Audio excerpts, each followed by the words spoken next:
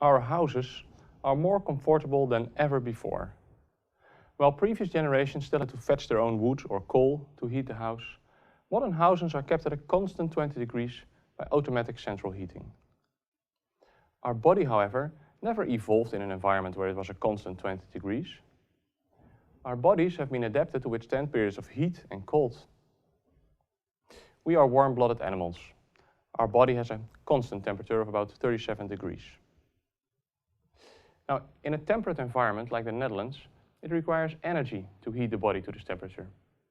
In a tropical environment, it requires energy to cool the body. You can heat the body by burning sugar in your muscles. You can do this at a very low level without contracting your muscles, but if you want more heat, you have to shiver by contracting your muscles. Next to muscle tissue, however, there's a specialized tissue or organ in your body to generate heat, brown fat.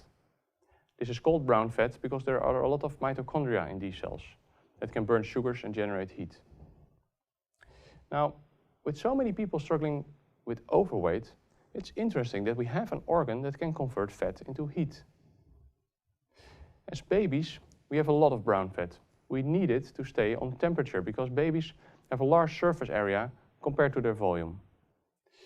However, if we grow older, we lose our brown fat, not only because our volume to surface ratio changes, but also because we are in environments that are at a constant 20 degrees. Brown fat in that respect is like any other tissue in your body. Use it or lose it. Recent research shows that you can train your brown fat by subjecting your body to regular cold. We use a lot of energy during the day for our normal bodily processes, our basal metabolism. From the 2,000 to 2,500 calories that an average human consumes a day, 75% are used for essential body processes, breathing, the beating of the heart, the repair of tissues. Only 25%, or about 500 kilocalories, are used for activity. So even if you double your daily physical activity, it still takes 18 days to burn 1 extra kilo of fat, which is about 9,000 kilocalories. If you lower the thermostat of your central heating only a few degrees, your body has to work harder to keep its core temperature. You don't have to shiver, but it should feel a little bit cool. This promotes the production of brown fat and turns on your metabolism.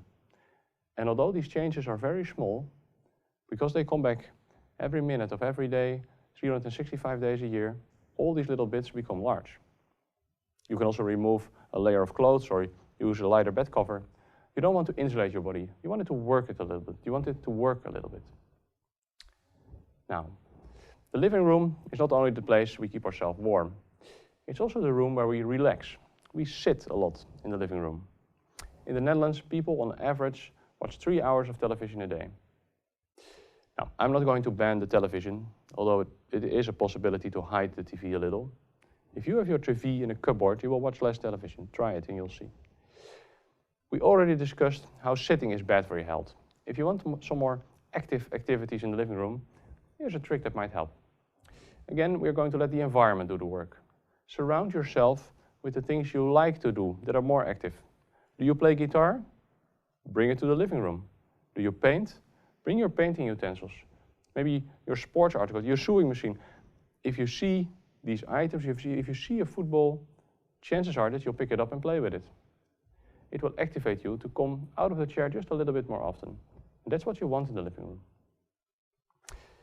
The living room is often combined with an open kitchen these days, which is cozy when you're cooking for friends, but mixing these environments into one also promotes overconsumption. The living room is also the place where we eat our snacks at night. Research shows that if you bring your snacks only portion-wise from the kitchen to the living room, you eat far less than when you bring whole bags of crisps or jars of cookies in the living room. Research shows that the food you surround yourself with is the food that ends up in your stomach. So make sure you have healthy options around you inside. Maybe even put a fruit bowl next to the television. In that way, you're looking at it for an average of 3 hours a day. And one apple is going to find its way into your stomach. Our modern living room is not an ideal place to promote healthy behaviors. People who have doors opening into the garden are found outside more often. You've never lived inside for so many hours a day. So if you are planning to redecorate the house, replace that window overlooking the garden with a pair of double doors. You will notice that you will be outside much more often, maybe catching those last rays of sun of the day. And being outside is good for us. The sun is also good for us. It promotes the buildup of serotonin, which not only makes us happy, but also reduces appetite. In the sunlight you also produce vitamin D, which is a vitamin that many people have shortages of in wintertime, and is important for mood and strong bones. It's time to leave our artificial caves a little bit more often. Going outside also promotes social interaction. So experiment with your living room. Set your thermostat a few degrees lower, bring your drums from the attic. I love to hear the results of your experiments.